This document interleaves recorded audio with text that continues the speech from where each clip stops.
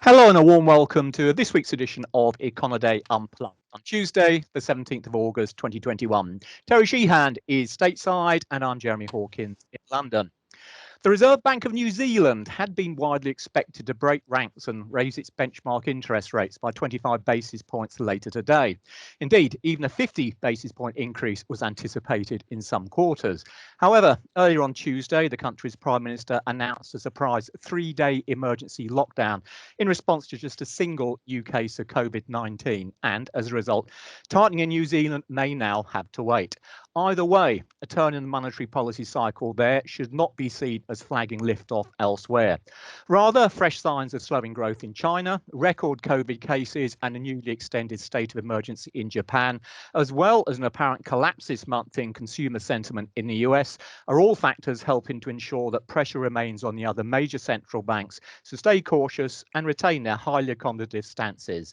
It's also worth noting that the Taliban's remarkably rapid takeover in Afghanistan seems to have given at least a small boost to lower risk assets too.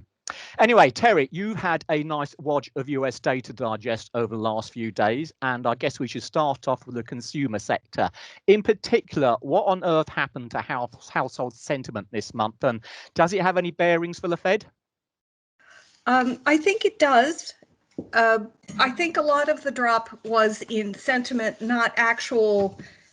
that will not actually result in deterioration in consumer spending or anything like that. I think people were rocked back by the rapid advances in the COVID variants and the fact that large swaths of the US are seeing pandemic increases in infection rates, deaths.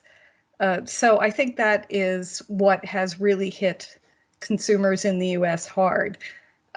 Normally, I would look for this number to actually be revised higher later in the month, but the news out of Afghanistan is so dire right now that I think we're going to see these lower sorts of readings for consumer confidence for another month or two at least.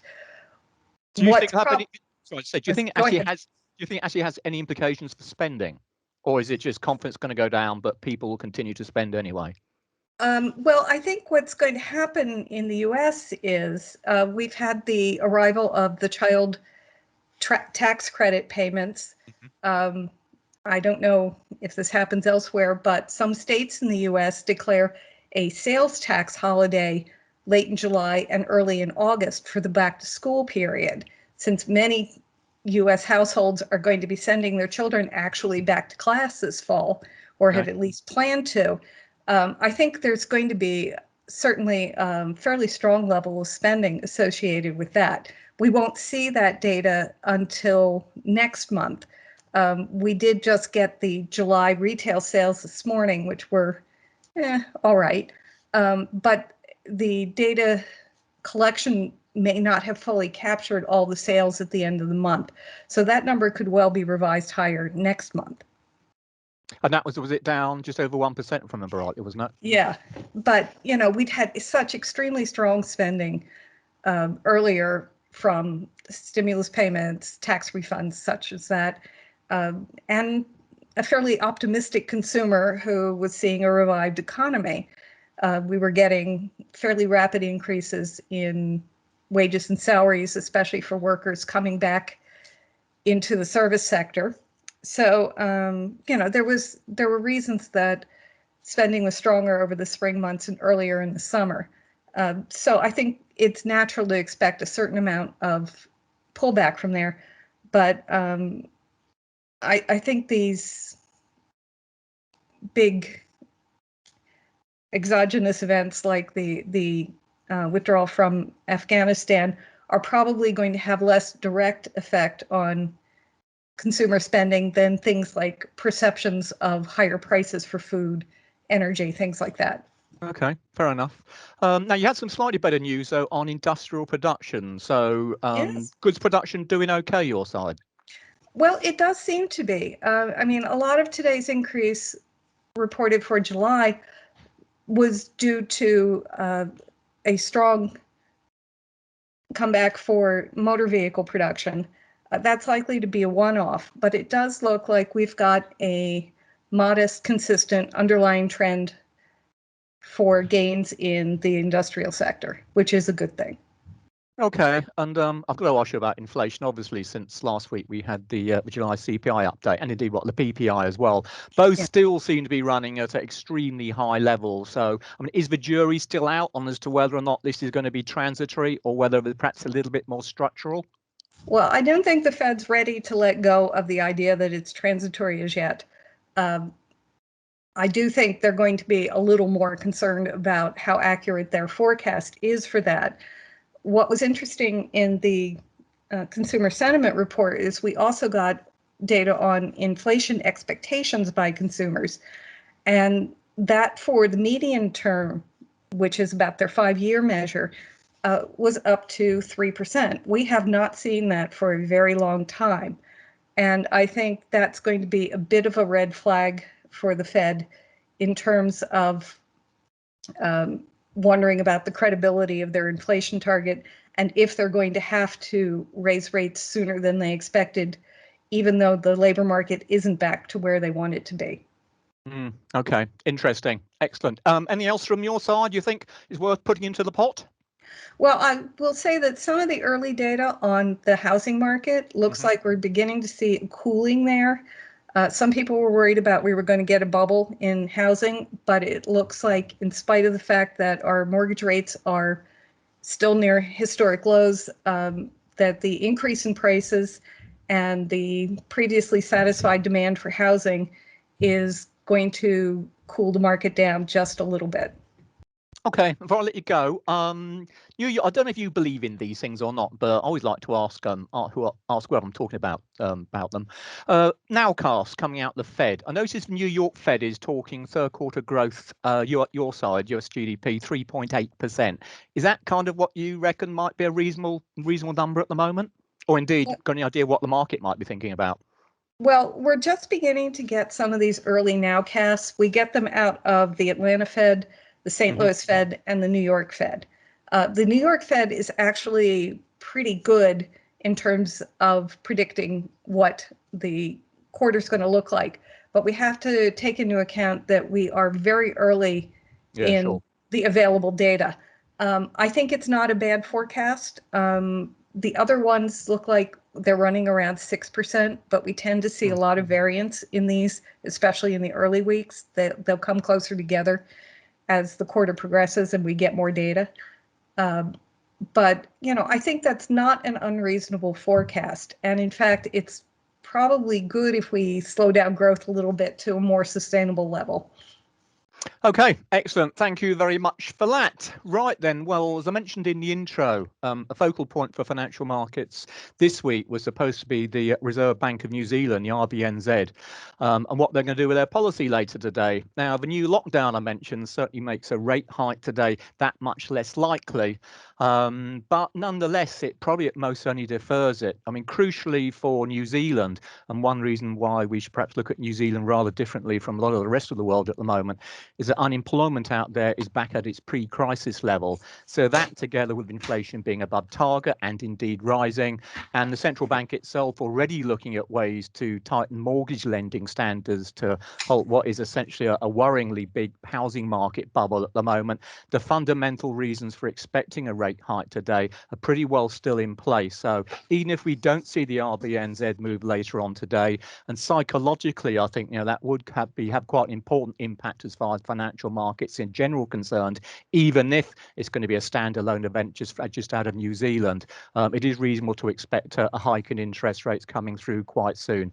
And just for reference, the next RBNZ meeting after today will be on the 5th of October. Okay, into Europe then. Well, there's not too much going on really over here at the moment. I guess from the numbers side, it's just the industrial production sector which is getting most of the attention, and that continues, in contrast to Terry's side, to look pretty disappointing really. Last week in June, industrial production was down 0.3% on the month, and that was its third fall in the last 5 months. So the actual level of output now itself is back down to where it was last October, and indeed it's still almost 2% 2% below its pre-crisis level, going back before the pandemic struck. So, we really are still talking very much a sector which, despite strong demand, continues to struggle due to these ongoing supply disruptions, which are having a major impact upon the sector's ability to get hold of vital raw materials. Otherwise, out of Europe, I guess in terms of the UK, numbers here continue to hold up pretty well. And again, that continues to be fairly supportive of the pound. The May GDP numbers, the monthly numbers, showed a 1.0% month-on-month gain, which put second quarter UK GDP up 4.8% quarter-on-quarter. If we put it into annualized terms, we're talking over 20%. So second quarter was extremely good as far as the UK economy is concerned. But of course, it also suffered one of the worst recessions immediately after COVID arrived. So the economy itself is still around about 3%. It's 3% or so smaller than it was before the start of the pandemic itself. That's some fairly strong labour market numbers out today as well, which also suggests that the third quarter has probably got off to a fairly bullish start as well. So although the idea of a hike coming out the Bank of England is probably still some way off yet, it does seem reasonable to assume at the moment anyway that the Bank of England could be, after the Reserve Bank of New Zealand, one of the first of the runners to actually come out and finally raise interest rates. But say, don't expect that anytime soon. Elsewhere, I should mention Canada PM Justin Trudeau on Sunday announced that there'll be an early general election there. That will now be held on the 20th of September. Trudeau, of course, heads the minority Liberal government. He's obviously hoping to benefit from the recent rapid acceleration of the vaccination rate. In fact, about 72% of the country's eligible population is now fully vaccinated. And of course, what appears to be a pretty strong domestic economy as well. For the Bank of Canada, it's unlikely to have any immediate implications. They'll be making their next policy announcement on the 8th of September, and by and large, markets there still anticipating some additional tapering of their quantitative easing program. I want to round off this week with just some quick mentions of what's going on in Asia, since I think, as we've seen from the way the bond markets and asset markets in general are moving at the moment, investors are clearly becoming increasingly concerned about the outlook for global growth. Even if the US is doing quite nicely, there's certainly parts of Asia which begin to struggle a little bit now, and the European recovery in general too, if anything, is not looking quite as sharp as it could be. So in China then, for July, we had both factory output and retail sales growth slowing quite sharply and significantly by more than expected. And that's really, again, just a reflection of an increase in new COVID-19 outbreaks, as well as some of the floods they had, which disrupted some fairly chunky parts of business operations in China during the month. So that's all adding to earlier signs that the economic recovery is losing momentum there. Just to mention a few quick numbers, industrial production, it was up 6.4% on the year in July, but that's down from 8.3% in June. And similarly, retail sales growth has slowed from just over 12% to 8.5%. And that comes after news earlier that we saw export growth also starting to slow a little bit too. So don't be too surprised if we see some additional, at least light easing measures coming out of the People's Bank of China before too long. And also it's worth just mentioning Japan. We had the second quarter national accounts there, which showed the economy expanding 0.3% on a quarterly basis, just for the second quarter. So that's 1.3% at an annualized rate. So that more than wipes out, or sorry, fails rather, I should say, to wipe out the 3.7% drop we saw in the first quarter. Now, there was some better news on consumption investment, but the bottom line is that the latest rebound is still nothing to write home about. Indeed, if you compare it with some of the figures elsewhere, the US up 6.5%, Eurozone 8.2%, and the UK just almost 21%, it really doesn't stand up too well. And indeed, total output in Japan is also still 1.5% below its pre-coronavirus level. So things are looking a little bit difficult as far as Japan's concerned at the moment. COVID cases out there are now above 20,000 a day, new COVID cases, and that's the highest we've seen there since the pandemic started. And as mentioned in the intro, the current state of emergency in a number of regions, including crucially Tokyo, has been extended through mid-September. So there's a real chance that we could see some hit to third quarter demand. So I meant to put it all together. It's a bit of a messy picture as far as the world's concerned at the moment. Politics, clearly a result of Afghanistan, doesn't look too clever. And certainly as far as policymakers in general are concerned, they must be looking over their shoulders at what's going on with COVID and wondering when and if this virus will finally be tackled. Okay, then that is it from me for today. Last chance, Terry, happy on your side? Happy on my side. That's what we like to hear. Okay, so that's it for us then. On behalf of Terry and myself, thanks as always for listening. We'll be back next week. And as ever, in the meantime, all the key market moving data and events can be found listed and analysed in Econoday's comprehensive global economic calendar. We'll see you next time. Bye for now.